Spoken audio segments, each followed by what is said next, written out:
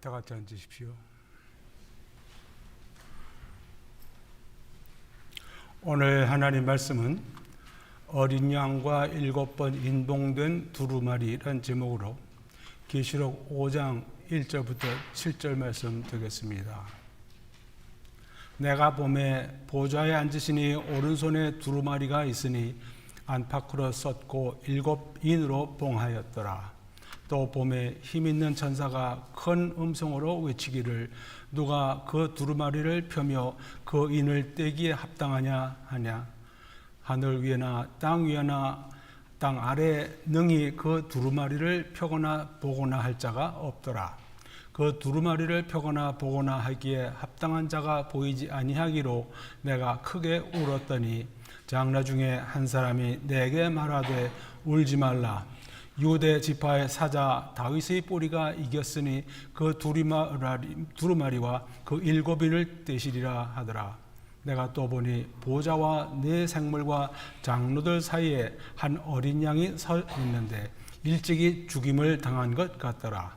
그에게 7뿔과 7눈이 있으니 이 눈들은 온 땅에 보내심을 받은 하나님의 7영이더라. 그 어린 양이 나와서 보좌에 앉으신 이의 오른손에서 두루마리를 취하시니라. 아멘. 지난번에 우리가 배운 계시록 4장은 요한이 본 하나님 보좌 앞의 모습이었습니다. 창조주 하나님, 만유의 주, 만왕의 왕이 앉으신 보좌의 모습을 보았습니다. 하나님의 모습은 여러 가지 보석과 색깔과 무지개로 묘사되었고 더 자세한 모습은 나타나지 않았습니다. 이제 5장은 어린 양 예수님께서 7번 인봉된 두루마리를 받으시고 이제 펴시는 모습이 나옵니다. 인류 역사상 지금까지 미루어졌던 일들이 풀려나가기 시작하는 때의 모습입니다. 예수님께서 요한을 불러서 이리 올라오라고 하셔서 요한은 성령 안에서 하나님 보좌 앞으로 올라갔습니다. 예수님께서 하시는 일에는 모든 것이 다 준비가 되어 있고 순서가 되어 있고 목적이 있습니다. 예수님께서 왜 요한을 불러 올리셨느냐 하면은 앞으로 일어날 일을 보여주시기 위함이고 앞으로 일어날 일은 예수님께서 이 땅에 왕으로 재림하시기 전에 세상을 준비하게 하시기 위함입니다. 정리하신다, 깨끗하게 하신다는 말씀입니다. 하나님께서 더 이상 지체하실 이유가 없으시기에 이 일을 시작하려고 하고 계십니다. 우리가 지난번에 여러 번 배웠습니다. 하나님께서 이 세상에서 일을 시작하시기 전에 언제나 하나님의 종들에게 먼저 보이시고 행하신다고 배웠습니다. 아모스 3장 7절 주 여호와께서는 자기의 비밀을 그 종 선지자들에게 보이지 아니하시고서는 결코 행하심이 없으시리라. 이제 예수님의 종 요한에게 앞으로 일어날 일을 보여주시는데 그 첫 단계가 두루마리에 관한 말씀입니다. 1절 내가 보매 보좌에 앉으신 이의 오른손에 두루마리가 있으니 안팎으로 섰고 7인으로 봉하였더라. 보좌에 앉으신 이의 오른손에 두루마리가 있으니 헬라어 원전으로는 비블리온이라고 되어 있습니다. 영어로는 보통 북, 책으로 나옵니다. 그래서 우리 한글 성경에 두루마리가 올바른 말이긴 하지만은 원전 그대로 번역한 말은 아닙니다. 보통 책은 헬라어로 비블로스라고 되어 있고 비블리오는 작은 책 혹은 두루마리를 말합니다. 비블로스가 나오는 예가 마태복음 1장 1절 아브라함과 다윗의 자손 예수 그리스도의 계보라 했는데 예수 그리스도의 족보가 쓴 책을 말하고 있는 것입니다. 선지자 이사야의 책에 쓴 바 누가복음 3장 4절 여기도 똑같이 비블론 북이 나옵니다. 북. 두루마리라고 생각하게 하는 경우는 누가복음 4장 17절에 예수님께서 그 자라나신 곳 나사렛에 이르사 안식일에 늘 하시던 대로 회당에 들어가사 성경을 읽으시려고 서심해 선지자 이사야의 글을 들이거늘 책을 펴서 비블리온입니다. 그러니까 두루마리로 쓴 이 두루마리에 쓴 이사야서를 예수님께 갖다 드렸다고 하는 말이죠.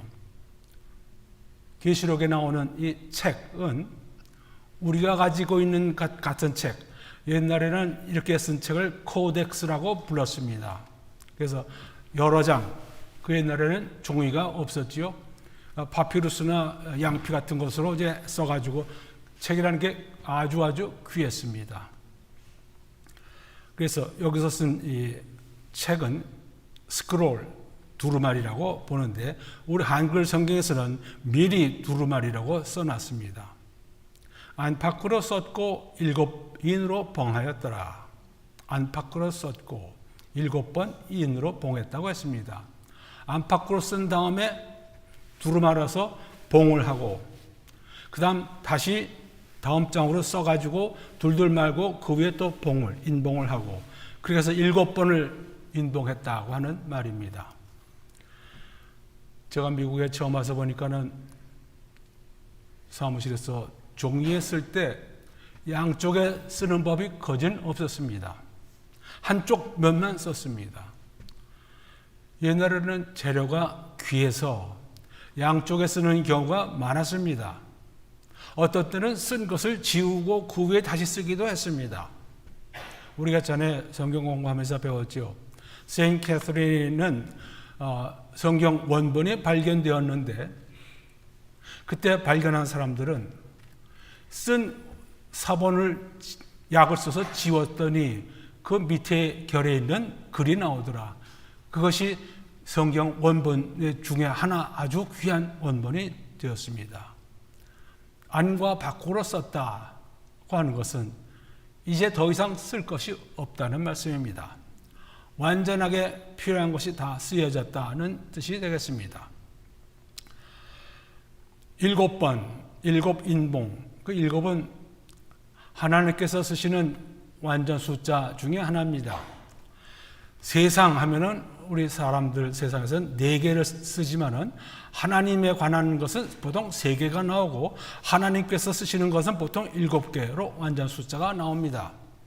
7교회, 7영, 7눈, 7근초대, 7별, 7인, 7뿔, 7눈, 7나팔, 7천사, 7우레, 7머리, 7왕관, 7재앙, 7금대접, 7대접, 7산, 7왕. 계시록에만 이와 같이 7이라는 숫자가 들어간 말들이 나옵니다. 7 인봉된 두루마리. 두루마리가 무엇입니까? 과거의 세상에서 두루마리 혹은 책이 쓰여졌는데 이것에 대해서 조금 알아두는 것이 좋겠습니다. 만일 이 두루마리를 타이틀 디드 혹은 deed of title이라고 봅니다. 이것은 법적 소유권을 보여주는 증서가 됩니다. 타이틀은 소유권자의 이름 같은 거죠. deed는 그 소유권이 누구인지를 명확하게 하는 행위가 적어져 있는 겁니다. 우리가 미국에서 경험하는 것으로 주택이나 토지를 사거나 팔면 이제 알게 되는 서류가 이 deed, 부동산 소유권 증서, title deed 혹은 deed of title입니다. 주택이나 빌딩, 토지 같은 부동산의 매각으로 소유권이 이전되는데 이것이 법적 문서로서 효력을 갖게 하기 위해서 행정사무소에 등록이 되어야 합니다. 과거 로마 시대나 중동에서는 이 부동산 매매 이외에도 결혼계약서, 노예 해방증서 등으로도 이 타이틀 디드를 사용했다고 합니다. 그래서 이 타이틀 디드가 어떤 것인가를 설명할 때 이런 말들을 이제 보통 씁니다.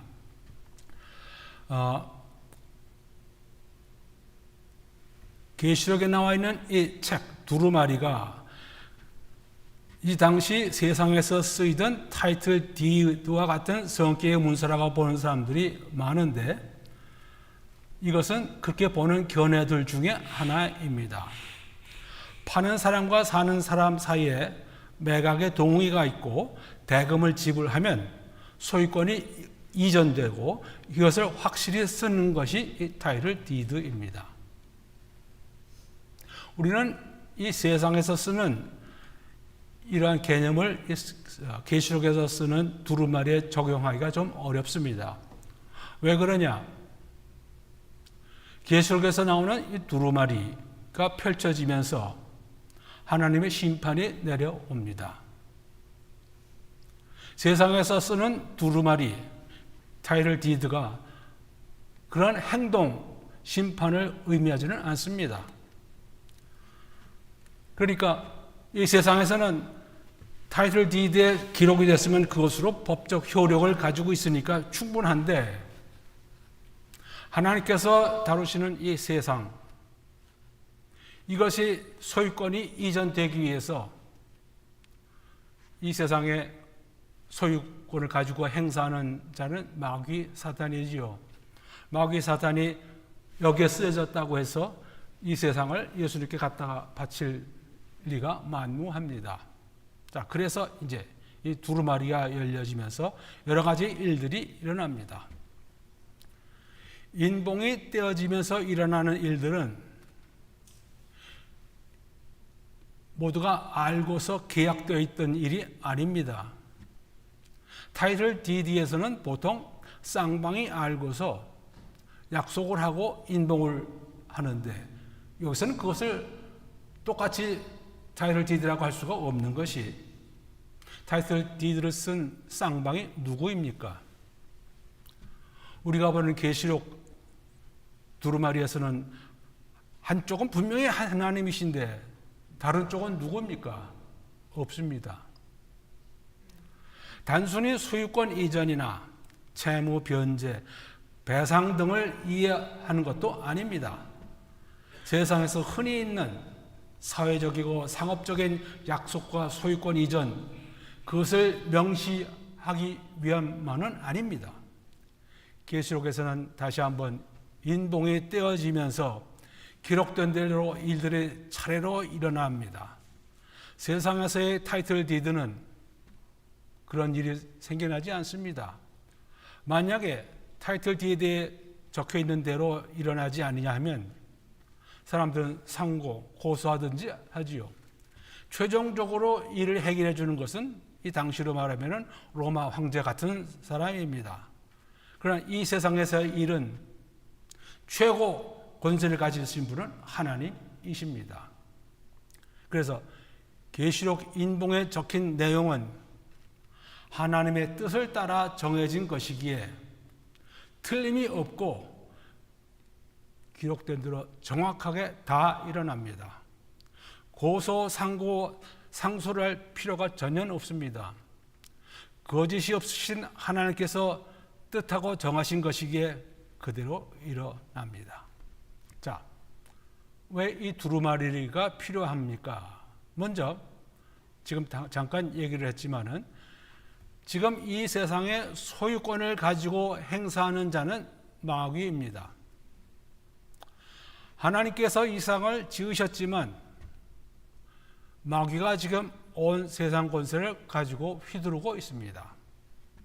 성경에 다 나와 있습니다. 고린도후서 4장 4절, 이 세상의 신, God of this world, 이 세상을 소유하고 다스리는 신은 마귀입니다. 이 세상의 신이 믿지 않은 자들의 마음을 혼미하게 하여 그리스도의 영광의 복음의 광채가 비치지 못하게 함이니 그리스도는 하나님의 형상이니라. 이 세상의 신 마귀가 복음을 전할 때 복음을 이해하지 못하게 하고 받아들이지 못하게 역사를 한다는 말씀입니다. 요한일서 5장 19절 또 아는 것은 우리는 하나님께 속하고 온 세상은 악한 자 안에 처했다. 우리 믿는 이들은 하나님께 속했지만은 믿지 않는 세상 사람들은 모두 다 악한 자 마귀에게 속했다고 분명히 말씀하고 있습니다. 다시 한번 세상에서 하는 것 같이 매매 형식으로 이 세상의 소유권이 마귀에게서 하나님께로 예수님께로 옮겨갈 수가 없습니다. 그래서 이 두루마리가 필요하고 두루마리에 적힌 내용이 무엇인가가 이제 궁금해지는 것입니다. 두루마리는 하나님의 뜻을 따라서 예수 그리스도의 왕국을 세우기 위해서 하나님께서 심판을 내리시고 이 세상에 재앙을 내리시고 이 세상의 모든 죄와 모든 악과 모든 악인들을 없이 하는 것이 두루마리의 용도입니다. 두루마리의 인동이 모두 열려지면서 환난과 대환난이 끝나고 난 다음 어린 양의 혼인잔치로 새 세상이 시작되고 그러면서 아마겟돈 전쟁이 일어나고 만국의 불순종의 진노를 내리시고 그 다음 모든 죄의 근원인 사단과 그를 따르던 짐승, 거짓 선지자, 타락한 천사들, 악인들을 모두 심판하는 일이 일어납니다. 그리고 나서 하나님께서 준비하신 새하늘과 새 땅, 새 예루살렘 성이 나타납니다. 인봉이 떼어지면서 왜 이런 힘들고 험한 일들이 일어나야 합니까? 이 세상 다시 한번 하나님께서 지으신 세상이 아닙니까? 왜 이 세상이 환난, 대환난을 겪어야 합니까? 하나님은 사랑의 하나님, 자비로우신 하나님 아니신가요? 어떻게 돼서 이렇게 되었습니까? 두루마리가 필요하게 된 배경을 우리가 알아야 되겠습니다. 우리가 전에 배운 대로 하나님께서는 아담과 하와에게 이 세상 다스리는 권세를 주셨습니다. 하나님이 자기 형상, 곧 하나님의 형상대로 사람을 창조하시되 남자와 여자를 창조하시고 하나님이 그들에게 복을 주시며 하나님이 그들에게 이르시되 생육하고 번성하여 땅에 충만하라. 땅을 정복하라. 바다의 고기와 하늘의 새와 땅에 움직이는 모든 생물을 다스리라. 이상 모든 만물에 다스리는 권세를 아담과 하와에게 주셨습니다.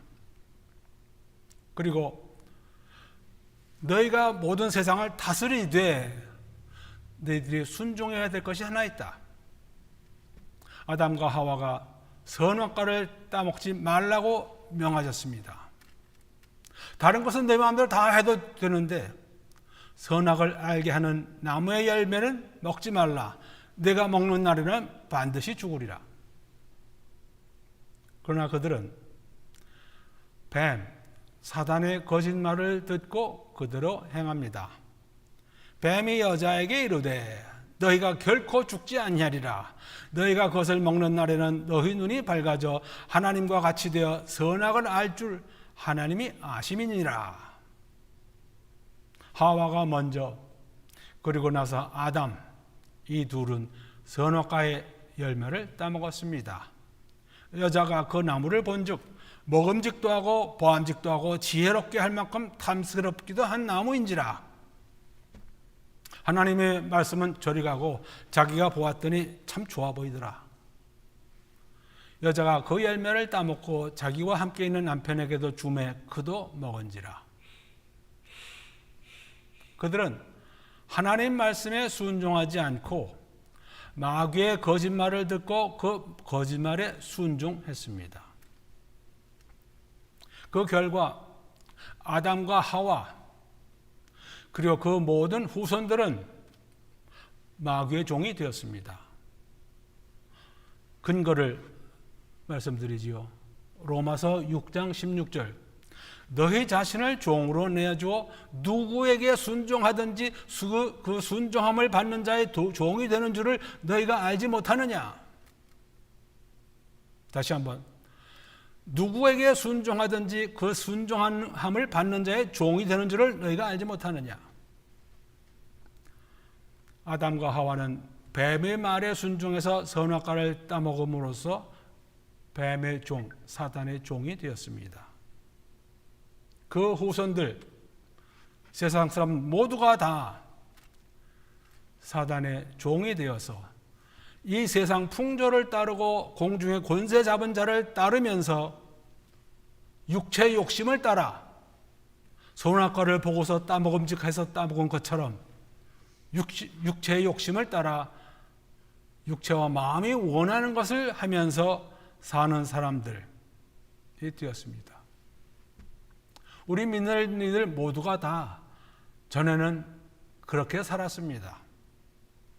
에베소서 2장 2절과 3절, 그때는 전에는 너희는 그 가운데서 행하여 이 세상 풍조를 따르고 공중의 권세 잡은 자를 따랐으니 곧 지금 불순종의 아들들 가운데 역사는 영이라.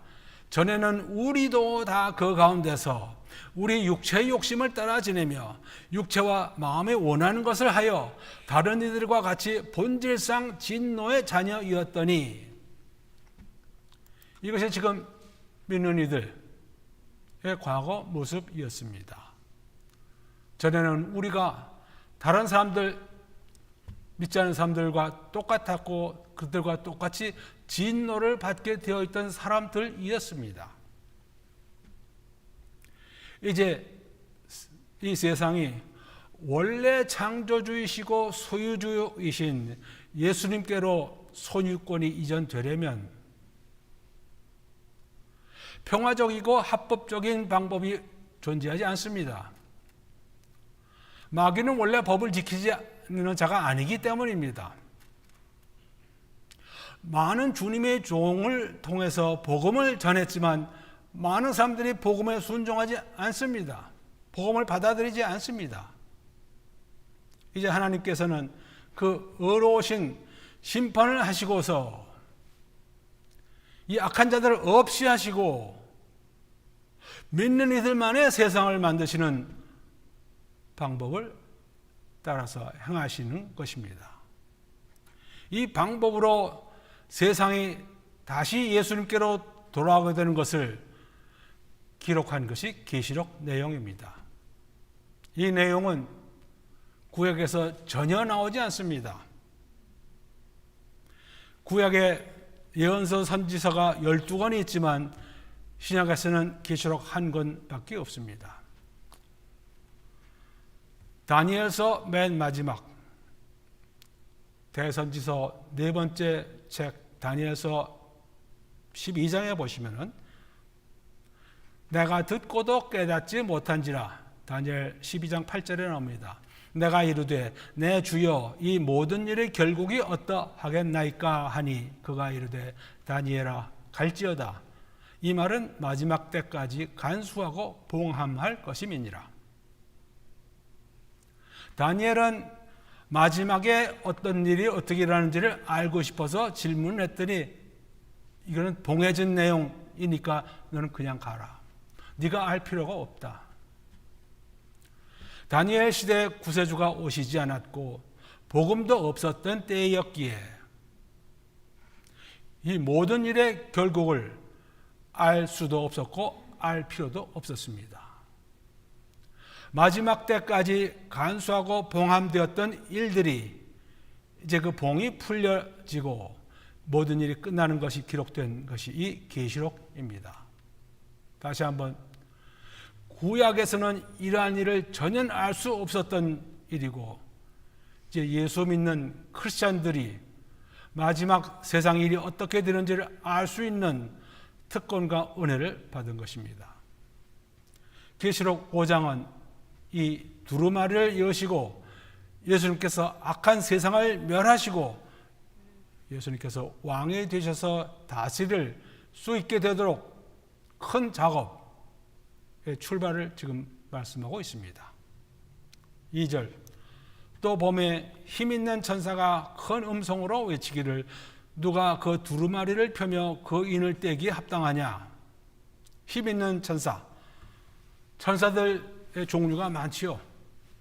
그 중에서 힘을 가지고 있는 천사, 누군가는 말하기를 힘없는 약한 천사들도 있다고 합니다. 그럴 수 있겠습니다.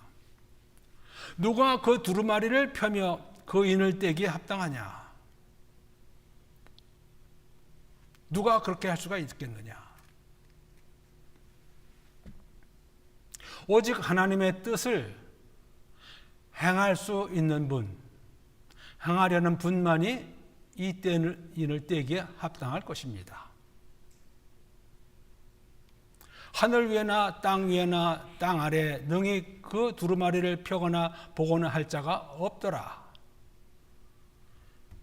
하늘에 있는 천사들 중에 아무도 그 인을, 봉인을 뗄 수 있는 이가 없고, 땅 아래에 있는 사람들 중에서 그 봉인을 뗄 사람을 찾을 수가 없었습니다. 왜 찾을 수가 없었습니까? 합당한 자가 없었기 때문입니다. 이 봉인을 뗄 사람은 먼저 하나님의 뜻을 올바르게 알고 행하려는 분이어야 합니다. 행할 수 있는 분이어야 합니다. 예수님께서 지난번에 오셨을 때 뭐라고 그러셨습니까?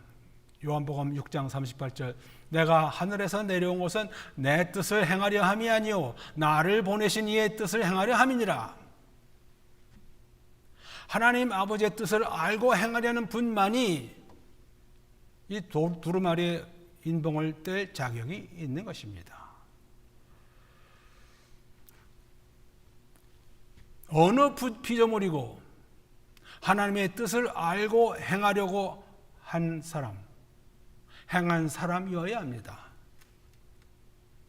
마태복음 26장 39절, 내 아버지여 만일 할만하시거든 이 잔을 내게서 지나가게 하옵소서. 그러나 나의 원대로 마시옵고 아버지의 원대로 하옵소서. 십자가로 가시기가 두려웠고 싫었지만은 예수님은 하나님 아버지의 뜻대로 십자가로 가셨습니다. 이 인봉을 뗄 사람은 하나님의 뜻을 알고 행하려고 하는 사람, 행할 자격이 있는 사람, 행한 분이어야 합니다. 그런 분은 예수님밖에 없습니다. 두 번째 이유로 인봉을 떼기에 합당한 자가 누구냐? 예수님이다. 왜 그러냐? 두 번째 이유, 예수님은 화목제물이라고 부르지요. 화목, 평화롭게 하는 제목. 하나님과 사람은 원수관계입니다. 성경에서 가르치는 이것을 모르는 사람들이 너무나 많습니다. 하나님은 사랑하시는 하나님은 원래 사람들과 원수관계입니다. 예수를 믿고 복음을 받아들이지 않은 사람 모두가 다 하나님과 원수입니다. 우리가 원수 되었을 때 로마서 5장 10절, 그의 아들의 죽으심으로 말미암아 하나님과 화목하게 되었은즉, 예수님의 죽으심으로 인해서, 그 대속으로 인해서 우리의 죄가 없어지고 하나님 앞에서 우리가 죄를 지은 하나님의 원수가 아니라 하나님과 평화관계를 갖게 되었다. 화목제물이신 예수 그리스도, 하나님과 원수관계에 있던 사람들이 예수님 스스로 화목제물이 되어서 하나님과 화목하게 하셨습니다. 이제 화목제물인 예수님을 영접하기를 거부하고 하나님과 화목하기를 거부한 사람들에게 하나님께서 내리실 수 있는 것은 벌, 심판, 재앙밖에 없습니다.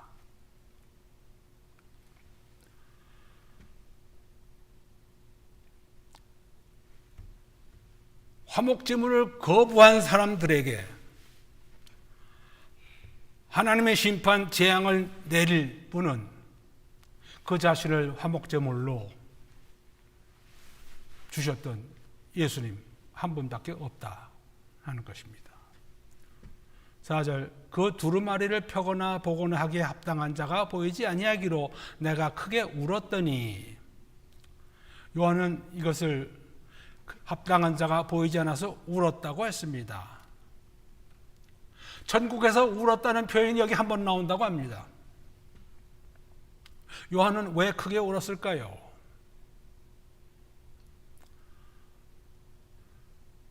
First Baptist Church in Dallas 옛날에 W.A. 크리스웰이 쓴 계시록에 관한 설교문을 썼는데 거기에 이렇게 썼습니다.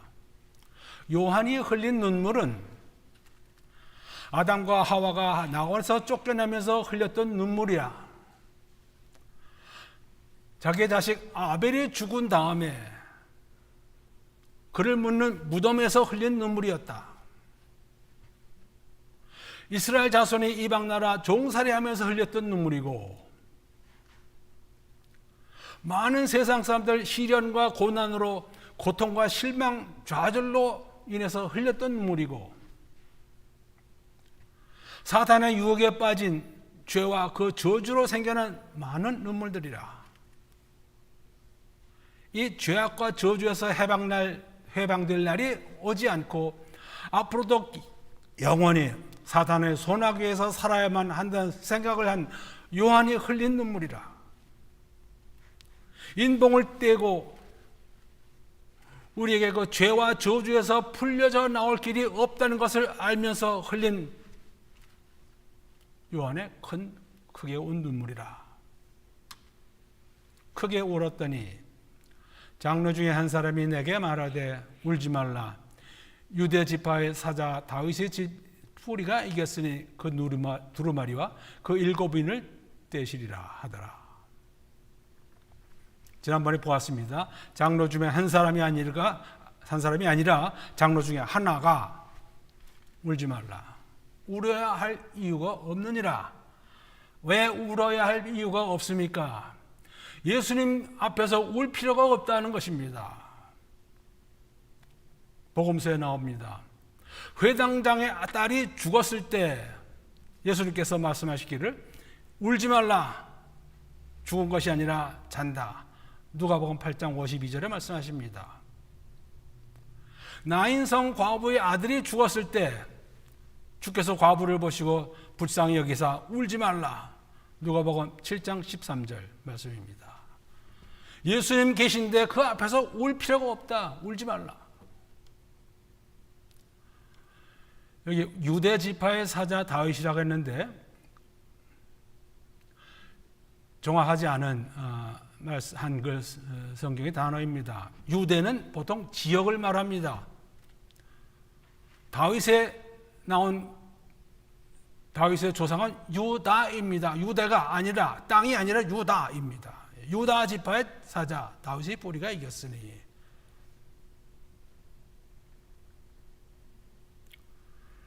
내가 보니 보좌와 내 생물과 장로들 사이에 한 어린 양이 서 있는데 일찍이 죽임을 당한 것 같더라.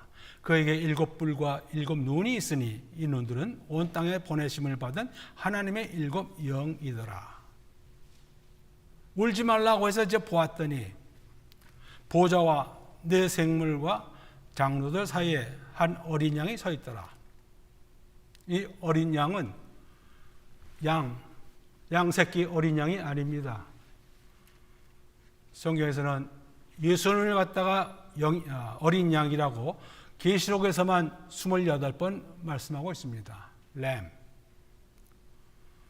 보좌와 내 생물과 장로들 사이에 예수님이 서 있는데 죽음을 당한 것 같더라. 여기 일찍이란 단어는 원전에 없습니다.